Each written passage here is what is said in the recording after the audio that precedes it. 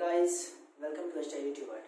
तो आज हम लोग क्लास 9 के सेकेंड चैप्टर जो कि है is matter around us pure में हम लोग आज जो डिस्कस करेंगे कंपाउंड्स के बारे में, क्योंकि लास्ट वीडियोस में हम लोगों ने देखा था मैटर को ब्रॉडली क्लासिफाई किया गया on the basis of their constituent में।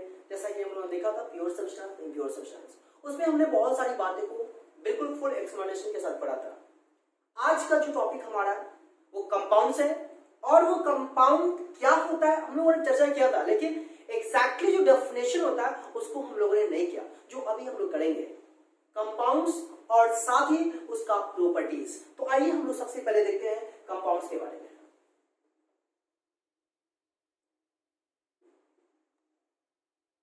कंपाउंड, अब मैं आपको बताना चाहूंगा कि ये कंपाउंड होता क्या है।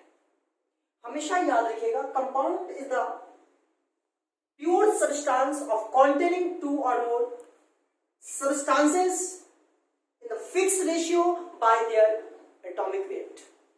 इसने बात मैं ये कहना चाह रहा हूं कि कंपाउंड वह सब्सटेंस होता है जो कि वह कौन प्योर सब्सटेंस, प्योर जरूर लगाना होगा, प्योर सब्सटेंस होता है जिसमें जितना भी एटम्स या मॉलिक्यूल्स केमिकली कंबाइन टुगेदर होता है in the fixed ratio by their mass. जैसे मान लो वाटर, तो वाटर में हाइड्रोजन और ऑक्सीजन ये केमिकली कंबाइन होता है, physically combine that are closely packed to the but chemically combine. और केमिकली कंबाइन होने के कारण क्या होता है कि उसको हम फिजिकल प्रोसेस के जरिए उसको हम सेपरेट नहीं कर सकते हैं। और उसमें हाइड्रोजन और ऑक्सीजन का जो मास का रेशियो होता है वो हमेशा 1:8 होता है। 1:9 नहीं होगा, 1:7 नहीं होगा, 1:5 नहीं होगा, हमेशा होगा तो 1:8, यानी फिक्स्ड रेशियो होता है। तो आइए इसका डेफिनेशन लिख देते हैं। It is a pure substance, it is a pure substance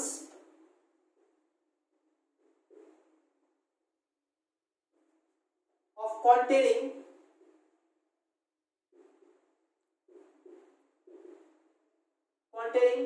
two or more substances, two or more substances chemically combined together,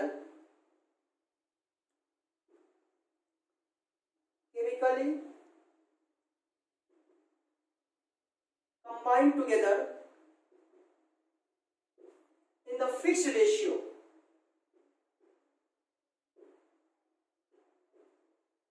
हमेशा देखिए इन द फिक्स्ड रेशियो बहुत इंपॉर्टेंट बात है। In the fixed ratio by their atomic weight या bye their wait. अब मैं बताना चाहूंगा, यहां पर देखिए मैंने यहां पे प्योर सब्सटेंस की बात कहा। प्योर का क्या मतलब हमने पढ़ा था ना, सेम काइंड ऑफ एटम्स या मॉलिक्यूल से बना होता है। चलिए ठीक है, ये केमिकली कंबाइंड टुगेदर होता है ना, in the fixed ratio by their weight. आप एग्जाम्पल के तौर पे गौर फरमाओ, एग्जाम्पल मैं यहां लिख रहा हूं FeS, सपोज आयरन सल्फाइड। अब मुझे बताओ ये आयरन सल्फाइड जो है ये प्योर सब्सटेंस है, क्यों? क्योंकि दोनों एटम है, दोनों क्या है? एटम है। अब उसके बाद मैं क्या बोल रहा हूं, केमिकली कंबाइंड टुगेदर, तो ये केमिकली कंबाइंड Fe+S जो होता है वो बनता है FeS, तो ये केमिकली कंबाइंड होता है, ठीक है, in the fixed ratio by their atomic weight. और ये जो होता है हमेशा फिक्स्ड रेशियो में होता है। और मैं आपको बताना ये चाहूंगा, ये FeS जो मैं बोला, मैंने कि क्या बोला, कंपाउंड बोला, इसलिए क्योंकि जब ये आपस में केमिकली कंबाइंड टुगेदर होगा, क्योंकि FeS कैसे बनता है, आयरन नेल्स और सल्फर पाउडर, और आयरन नेल्स को सल्फर पाउडर के साथ जब आप केमिकली कंबाइन करोगे तो फाइनली बनेगा क्या, FeS। अब उसके बाद हमें देखना क्या है कि सपोज हम इसके पास मैग्नेट को लाते हैं।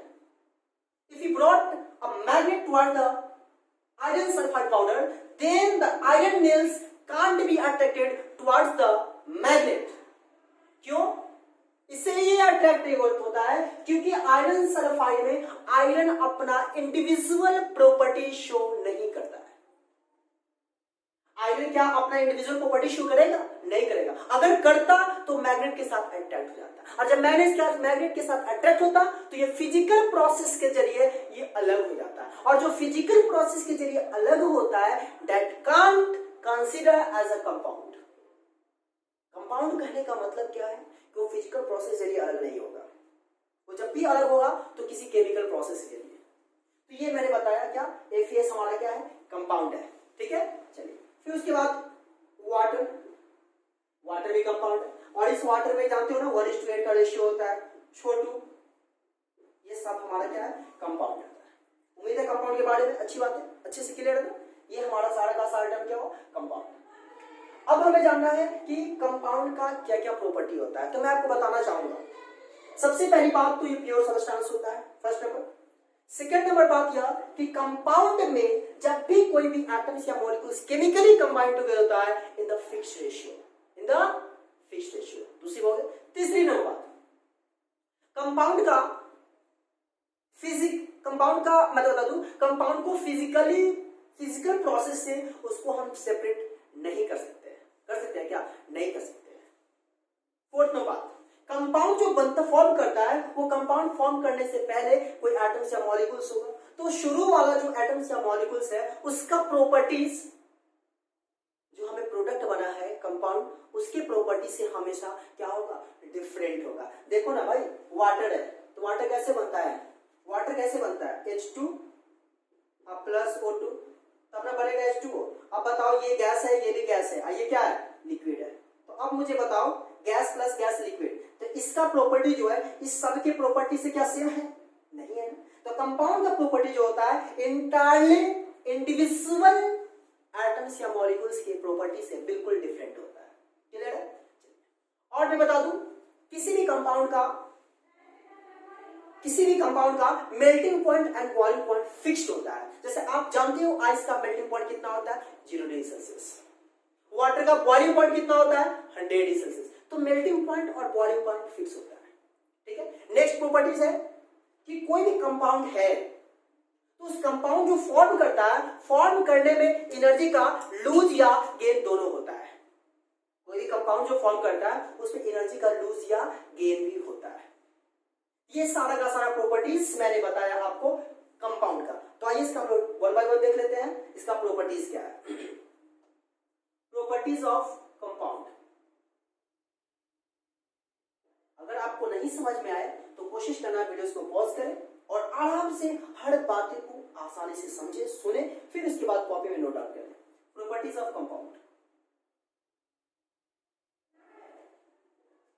फर्स्ट प्रॉपर्टी है कंपाउंड का प्रॉपर्टी। मैंने क्या बोला कि ये प्योर सब्सटेंस होता है। कंपाउंड क्या होता है, it is a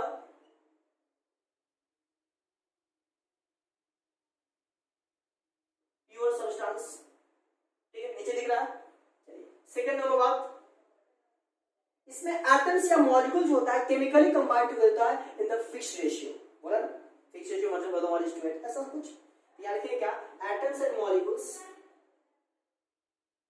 atoms and molecules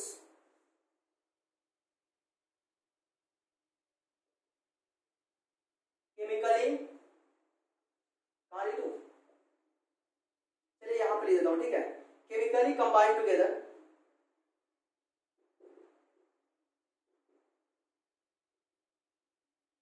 in the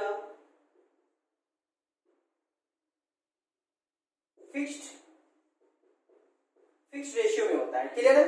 चलिए सेकंड नंबर हो गया। थर्ड नंबर मैंने क्या कहा कि एटम्स जो होता है कंपाउंड प्योर सब्सटेंस होता है, फर्स्ट प्रॉपर्टी। सेकंड प्रॉपर्टी क्या है, atoms and molecules chemically combined together in the fixed ratio, हमेशा याद रखिएगा। फिर मैं आपको बता दूं, कंपाउंड्स हैव डिफरेंट प्रॉपर्टीज,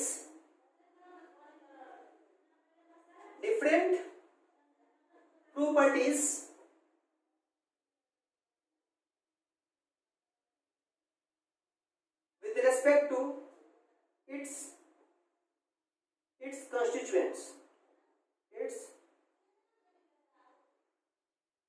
जैसे बात कंपाउंड जो फॉर्म करता है उसमें जो जिस चीज से बना होता है उसकी प्रॉपर्टी से बिल्कुल क्या होता है, डिफरेंट होता है। थर्ड नंबर हो गया। फोर्थ नंबर बात मैं बता दूं, कंपाउंड्स हैविंग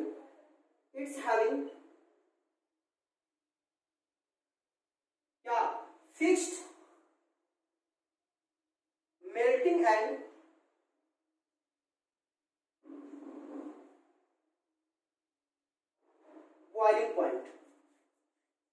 कहने का क्या मतलब है, कंपाउंड्स का melting point boiling point same होता है, क्योंकि आइस का एग्जांपल में यानी तो दिख रहा है ना, एग्जांपल में अगर मैं लिखूं आइस का मेल्टिंग पॉइंट कितना होता है 0 डिग्री सेल्सियस, वाटर का बॉइलिंग पॉइंट कितना होता है 100 डिग्री सेल्सियस। तो यहाँ पर क्या है, ये सब का सब क्या है, फिक्स्ड है। चलिए अब फोर्थ में बात हो गया, चलिए फिफ्थ में बात करते हैं। फिफ्थ में यहाँ लिख रहा हूं, फिफ्थ नंबर क्या है कि एटम्स कंपाउंड जो फॉर्म करता है उस कंपाउंड में एनर्जी का रिलीज या क्या होता है, गेन होता है। In the chemical combination of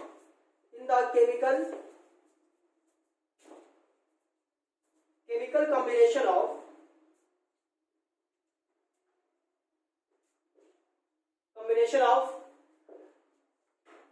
compounds, there is lose or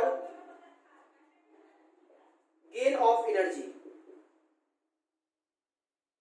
There is lose of gain or energy. Energy का क्या होता है, लूज और गेन होता है। एग्जांपल देखो, मान लो